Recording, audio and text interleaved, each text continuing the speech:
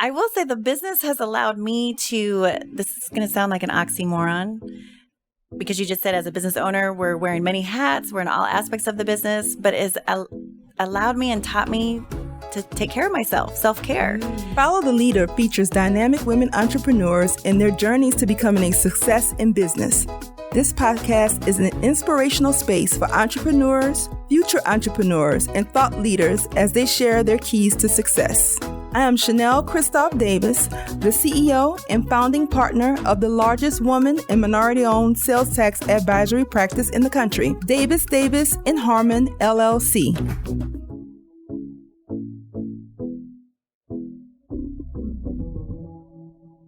Today, we are joined by Renee Gilmore, our guest leader for today. She is the president and CEO of Firemans Paving Contractors. She has been in business under Firemans Paving Contractors for 5 years.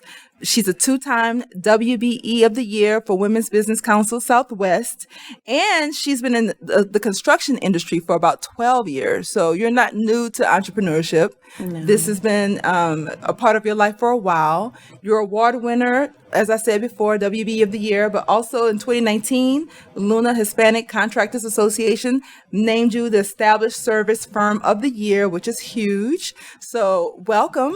Thank you. Yay. Honored to be here. First of all, I'm taken aback and floored by how much you've been able to accomplish. We've kind of been watching each other from afar, but also closely. Not really from afar, kind of closely. And just kind of, checking each other out. And you are absolutely one of our stars in our association. And so tell me, what made you start a Fireman's Paving? Tell me what you do, first of all, and what made you start this company? Well, before I do that, I have to congratulate you, Chanel, because like you said, we've been kind of, walking together along this journey. Tandem. Yeah, yes. Along this journey. And congratulations on your WBE Advocate of the Year Award for the Women's Business Council Southwest. Yes. So that's exciting. It was a great night, right? Yes, it was a lot of fun. We're coming off a week of that celebration at the Parade of Stars. Yes. And I was completely shocked. You seemed like you were like, oh, yeah, of course. No, I was so shocked. I'm just kidding. And I won the earrings from the Bling Box Award. Oh, yeah, you had a fabulous night. Yes. She walked away with gorgeous diamond stud earrings. And an award. And an award. Yeah. So you were like winning times 2. I couldn't believe it. When you posted it, I'm like, and you got the earrings. Girl, raise the roof. We were having a good time. Those are gorgeous. Thank you. I had to wear them to show them off. They are beautiful. Yes. Absolutely. Thanks to JC Penney's and the Women's Business Council. Yeah. So you opened your box and the earrings were in there, or did they have a slip of paper that says? Well, there was a blue slip of paper that said, come to the stage to receive your diamond stud earrings. And so I think I was still on a high from winning the earrings. So when the awards were announced, I think I was just... You still was on the earrings. Yeah. Like, I got diamonds. Yeah, okay. So the earrings go really well with my award. The award is beautiful. It looks beautiful. Really nice. It's a crystal star, trophy. It's gorgeous. It is. It's beautiful. Yes. But you had asked me what got me into the construction industry. Well, first of all, what made you start, what made you want to be an entrepreneur? Take us from the beginning.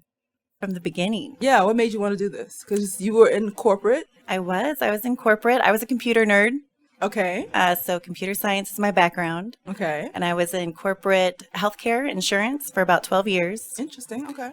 And I had always strived for something more. Okay. I'm married to a firefighter, hence the name of our company, Firemans Paving Contractors. Great branding. And on your T-shirt. Yep. Owned and operated by a woman, by a firefighter wife.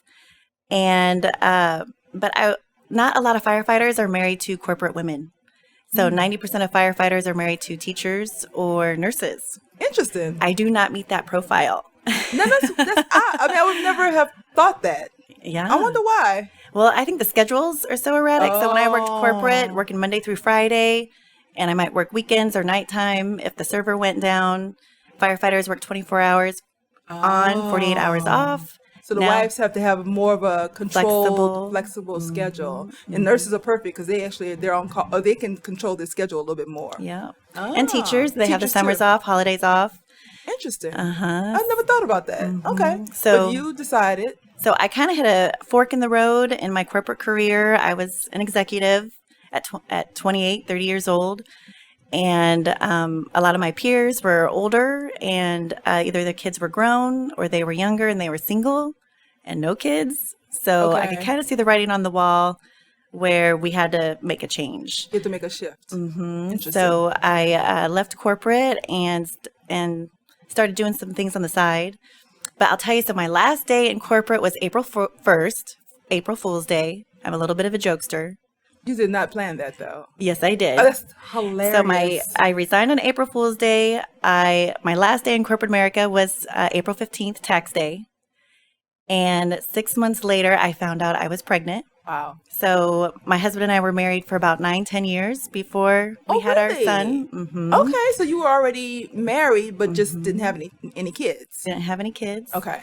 So I found out we were pregnant. I was kind of on a honeymoon stage, enjoying the pregnancy, enjoying life, because I've always been kind of a workaholic. Yeah, so you're kind of kicking back like, okay, I'm about to life is good. Ride this one out. Yeah. And I had our son in 2004. And then I had some health issues. I found out about a year after he was born that I had endometriosis. Okay. And so I struggled with that for about 10 years. And so my husband started a painting business, Painting by Fireman, on the side to help make ends meet. Okay. And it allowed me to stay home with our son. And then as I got healthier, I realized I could either go back into a corporate environment, or I could help with the business. So my background is systems and customer service. And so I started running the business, and we evolved from a painting business to a parking lot maintenance company. Interesting. So we were painting houses, and then we were painting homes in Highland Park, and realized that wasn't my passion. That wasn't your passion, if you will. So I started networking with fire marshals in the area, being married to a firefighter. And our first parking lot paving maintenance job was striping. So we had our painting crew taping and rolling fire lanes for an airport, for a small airport, private airport. The stripes that says red, don't park here. Okay. So we started looking into that and realized that was not the way to go. Okay. But that was our grand beginning. Okay. They introduced you into a different aspect of construction and contracting. Okay. Yeah. But I had always wanted a business that met 3 requirements. Oh, this is good. And I call them the 3 R's. You have a lot of acronyms and a lot of alliteration. You have a lot of these. I told you I'm a nerd. I'm a total nerd. Okay. All right. So I was looking for a business that was repeat, required, and recession resistant. And so parking lot maintenance is something that is required every 1 to 3 years, if not more. Interesting. Because of wear and tear. Wear and tear. The sun. Texas is awesome for our business because you've got the heat, you've got the sun. Heat. The rain right now is creating havoc on concrete parking lots, creating potholes Craters galore. and potholes. So, and the ordinances probably require public spaces to be maintained. Yep. Local, city, national ADA requirements for disability. So they met the 3 requirements. So, and in the painting industry, you paint on average every 7 years. So again, more consistently in the parking lot aspect of it. So we started off striping. So how did you find out that research? So how did you find out that painting, I guess, buildings is, I guess, painting park? What made you think that way? And how did you validate that theory that painting a parking lot would be more frequent than painting a home? Well, I think with research, okay, and then connecting with other contracters and so you were learning the industry. Questions. Oh, absolutely. I'm very inquisitive. Okay. So you were like, well, how often do you have to paint this parking lot? How often are you required to paint it? How much maintenance is required? Right. And so that's just how we started. So then we kind of hung up the painting aspect of it. So were you painting interiors or exteriors? We were painting interior, exterior, so residential, commercial. Okay. And then once we got into commercial, I liked the commercial aspect a lot better. It was more cut and dry. The only downfall with transitioning from residential to commercial was the monies. Okay. Because in corporate, you get paid 30, 60, 90 right. There's plus a payment days term. out compared to that of residential. But then we just evolved, really. So we've really failed forward. So we got into parking lot striping, then signage, and then the wheel stops, the car stops, where you park the car and it stops the car. Right. Or you hit them. Yes, Okay. or you hit them. Or maybe just me. Yes. Okay. Yes. Or scrape the bottom of your car. Scrape the bottom of your car. That doesn't happen. Go ahead. Concrete, asphalt. I'm helping you out. Yes, okay. you are. I'm giving maintenance. I'm scratching it up so you get work. If Chanel goes to your place of business, you need car stops. Yes. But it's just expanded. So now we are your one-stop shop solution for everything outside of your business doors, from your sidewalk to your parking lot. See, in my thought process, or I would have thought that you would have transitioned from interiors to exteriors, but stayed with painting buildings. But you totally changed over to maintenance and repair and upkeep on paving roads in parking lots. And, it was a gradual transition because we did paint commercial buildings as well. And we still paint some of interior warehouses. Okay. But we just really found a niche that we're good at, we enjoy. We've built the relationships in the industry. So talk about that. Do you find that having a niche, is it a drawback for you, or is that a part of your branding that actually elevates you and pushes you forward and make you more marketable? Tell us about being in a niche. I'm asking this because I'm in a niche market as well. Mm-hmm. But how do you perceive your being a niche service? Well, I think it's been vital to our success. I think when we first started, my motto was, you name it, we'll paint it.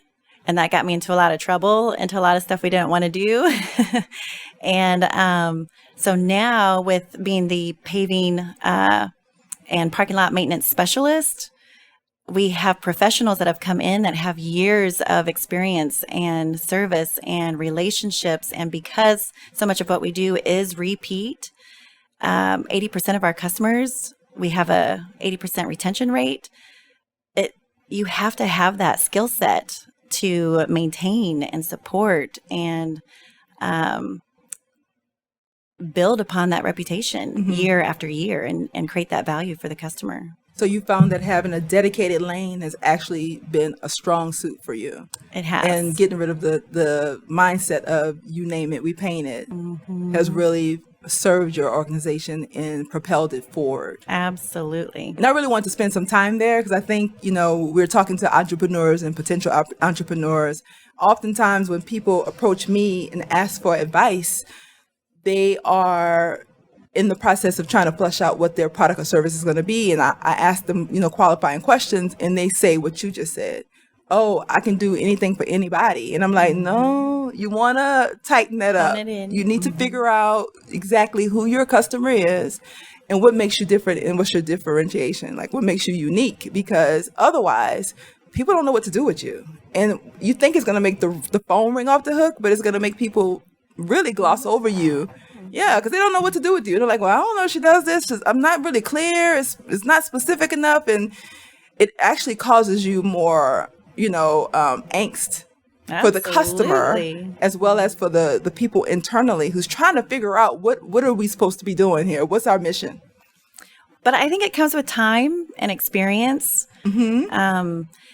Because I never dreamed in a million years I'd be in the paving industry. I've learned more about concrete, asphalt, Isn't that coating. Interesting? Like even looking at the parking lot out here, there's a specialty coating on the garage deck.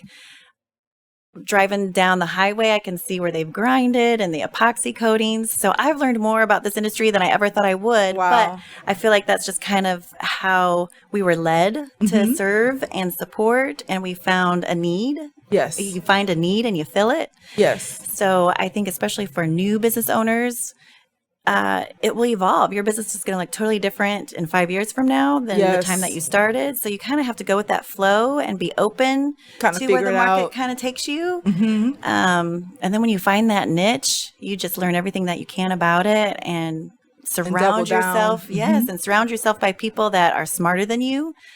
And just get yourself out of the way. I think that was the biggest thing for me, is just move and let it go. Just let it flow. So what have been some of your keys? We just talked about one key, which is finding your niche. I don't want to just gloss over that because that's huge. But what have been some of your other keys to success?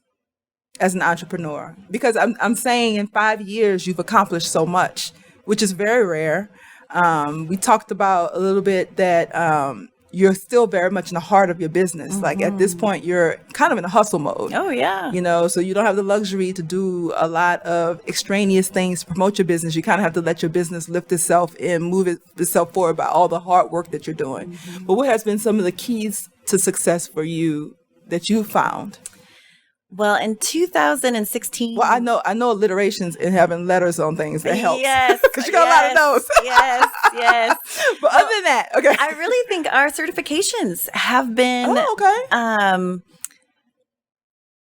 a huge part of our success. And so our WBE certification, Hub, we are WOSB, Women-Owned Small Business. We are pending so many acronyms. We are pending DBE certification. So we might want to define some of those. WBE is Women's Business Enterprise. Yes. That's the certification. Yes. Hub is Historically Underutilized Business because you're a woman. Yes. WOSB, you just named that one. And then what's the next acronym? It's like alphabet soup. It is. And it's overwhelming, actually, when you get into it.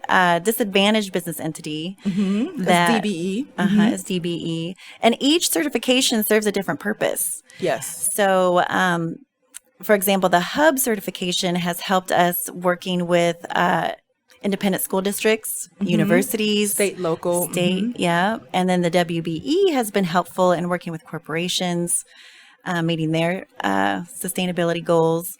So that has really helped catapult us forward, and being a member of the Women's Business Council Southwest, just because being a woman in a male-dominant industry, the Women's Business Council gave me a forum, if you will, a platform.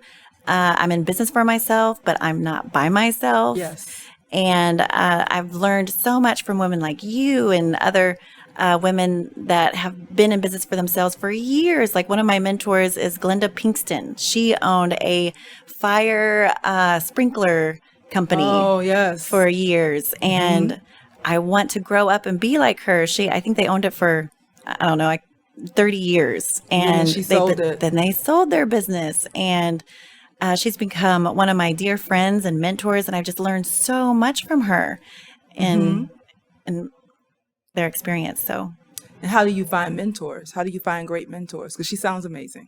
She is amazing. Well, I was introduced to her through my banker. So through relationship, through connecting with different people and just taking that time to really get to know others and allowing yourself to be vulnerable and transparent and say what you don't know. Yes. And ask for help. I'm not afraid to ask for help. So it's very, very important to ask for help. And I think sometimes people feel overwhelmed and they don't want to display what they don't know. But really half the people in the room don't know what's going on.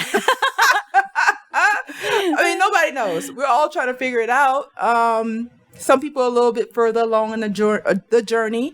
But absolutely, if you humble yourself and, really go to people in earnest and say, hey, I need help in this area, especially if someone refers you is even better. I think that's the best way to start relationships, and to also approach it. And I tell this to my mentees all the time, is when you're asking for a mentorship-mentee relationship, it doesn't have to have a title on it. Maybe you don't really call that person your mentor to their face, but you know that's who they are. But it's a give and take. It's a giver's gain relationship. It has to be reciprocity. So you're bringing her gifts as well. I'm sure you are. I hope so. Glenda. Well, it has to be, a reciprocal relationship, so I think that's important as well, is that you're giving, important wisdom and helping them along their journey as well. So they have a lot to offer, but you have a lot to offer. So I certainly hope so. Yeah. So since you've come from, I guess, a corporate computer science background, I'm sure your technology in your company is awesome. We do have a really cool system. Share. What are you doing technology-wise? Everyone's talking about AI, EIO. It drives me crazy. I'm like, oh, okay. So now robots. We're supposed to have robots at our office, but whatever. Okay. So tell us about your AI and your technology. Well, I will say it's one of those things where if you don't use it, you lose it. So I can't say I'm as technically advanced as I would like to be. Okay. But we do have a proprietary software system that has helped us get us to where we are and will help us be scalable and grow. Okay. So it's called Firebase. Cool. And so it's a proprietary software system, and it's a military name. Okay. Where I don't know the background of it, but it houses all of our customers from start to finish, from the time we do the bid to the time we do the job, the scheduling, the calendaring, the invoicing, the payment. So it's like your project management tool. yes, and Okay. it's online, so we can access it from anywhere. So you can pull it up on an iPad if you're out at a work site.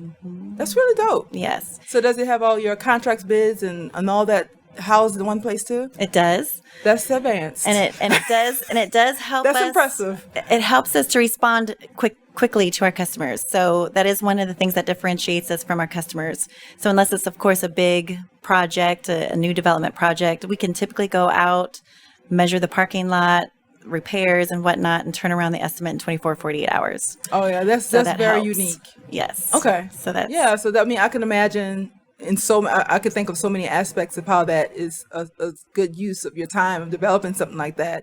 And also in the aspect of communicating within your team, you have to figure out how to, technology has to help you to keep you guys close because you're at job sites. You're all over the place. Yep. Okay. So how many people do you have on your team now? You know what? We really just have around 13. That's not small. So I mean, that's significant. Especially if you start from, how did you start? Like, where were you when you started? Was it you and... Well, it was me and Aaron. But we have a really good team. So we have an amazing office manager where I say her office is like the kitchen where everybody comes to corral. Everything goes through the kitchen. Everything goes through her. Then we have a couple of sales representatives, business developers, we call them, and they both have years of experience in this industry. Okay. So they have really helped us take the business to the next level. Okay. So now they're bidding and doing jobs where it is beyond my level of expertise. Wow. So I'm so grateful for them. And then of course our crews, and I have an amazing leadership board. A gentleman that we brought in that serves as our CFO. Oh, good. And I am unworthy of him. He has so much experience in construction and other businesses, multi-million-dollar businesses. And he's really helped me to expand my thinking and has really helped prepare us for growth and position ourselves for growth from the point of project management, bonding capacity, line of credit, just fill those relationships and just prepare us for the next level. And that's a whole nother podcast, is developing relationships in banking and finance so that you can prepare yourself and prop yourself up for growth. That's a whole different aspect of your business that really no one talks about. And it's one of the most vital. It's very important. It's the lifeblood of your company. So it's one of the most critical things that you have to start to flush out. So that's good. So you have a team member that's working on that. So you have your WOSB. Are you going after any federal government contracts? You know, I need to wrap my brain around that a little bit more. That's it is a lot. whole nother animal. Okay. And that's where our CFO does have experience there. Oh, good. But it's one of those things too, where position yourself for it, because right now the economic climate is good. Yes. And so positioning ourselves so that way when there is a dip, that's where the contractors are going to go, and we want to already be positioned to capitalize on that. Interesting. Okay. All right. That's interesting. So what do you have planned next for your business? What are your dreams? Or for yourself, maybe you have something specific for Renee. Ooh. Well, I will say the business has allowed me to, this is going to sound like an oxymoron, because you just said as a business owner, we're wearing many hats, we're in all aspects of the business, but it's allowed me and taught me to take care of myself, self-care.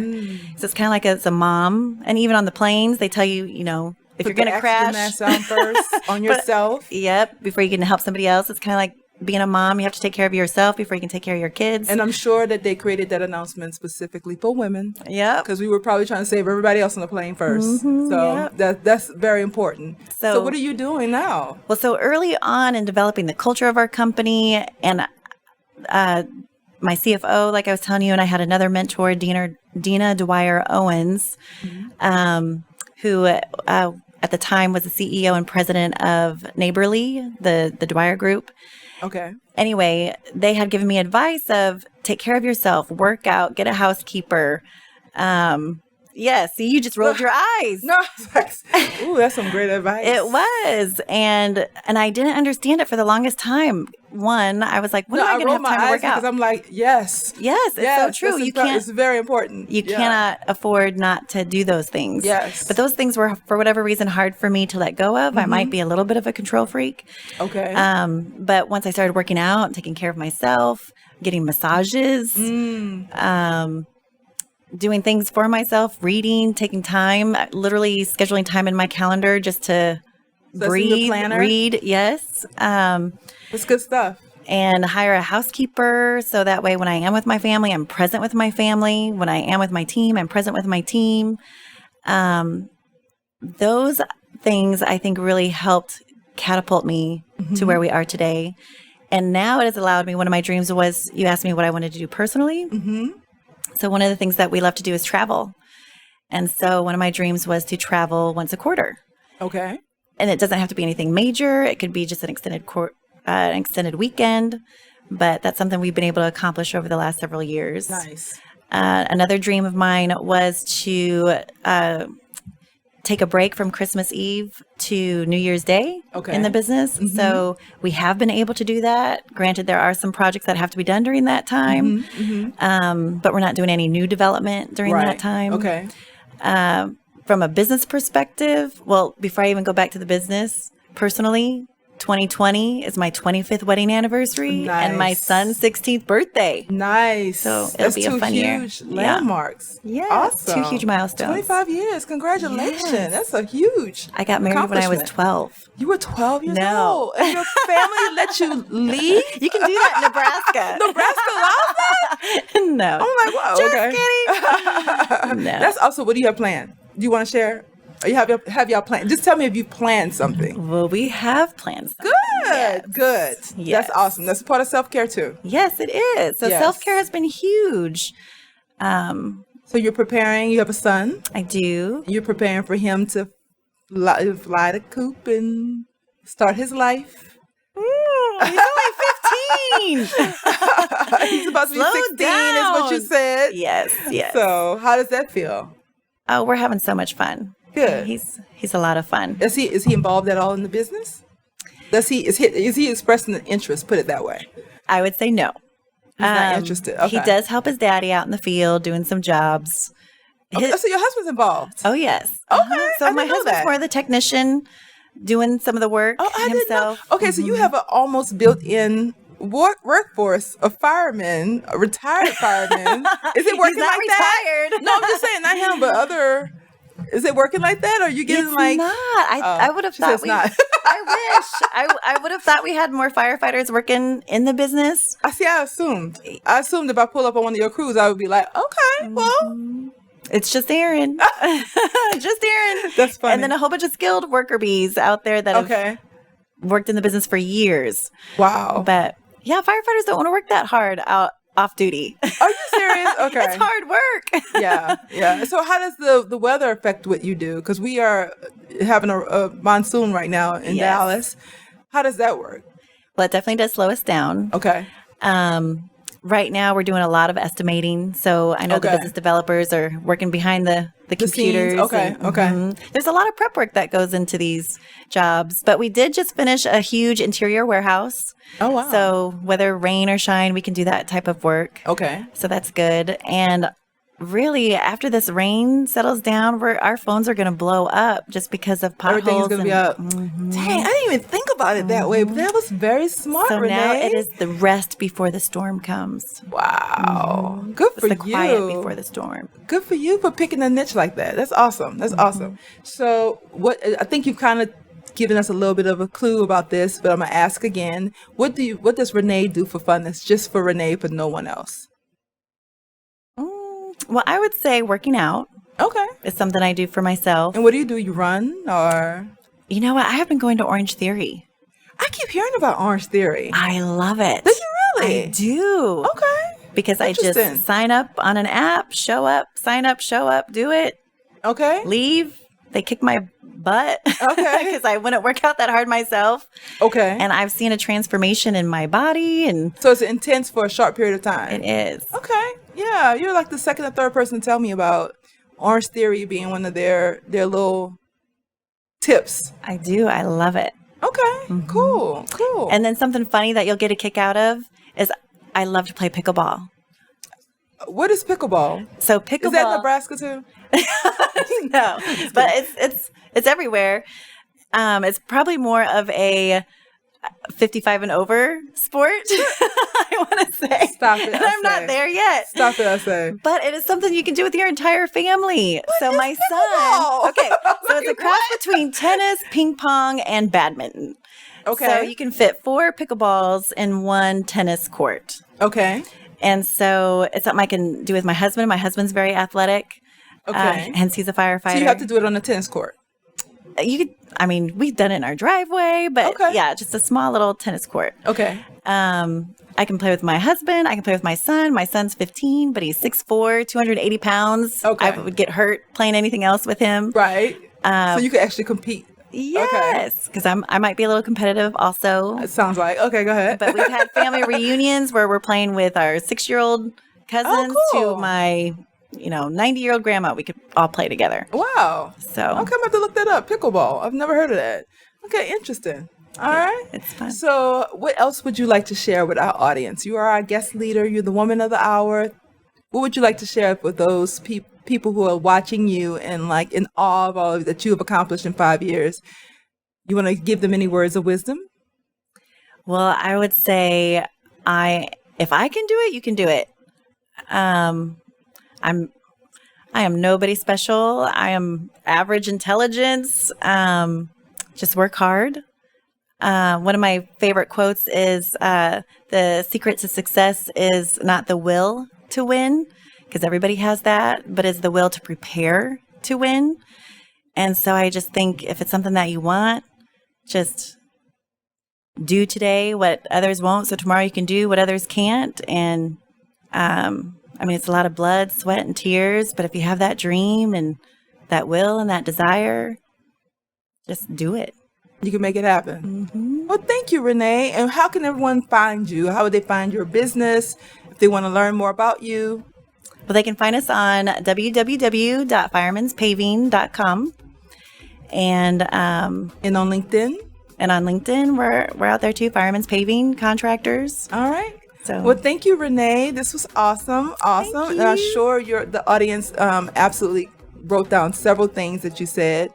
And we appreciate you sharing all your wisdom and knowledge. Well, thank you so much, Chanel. All right.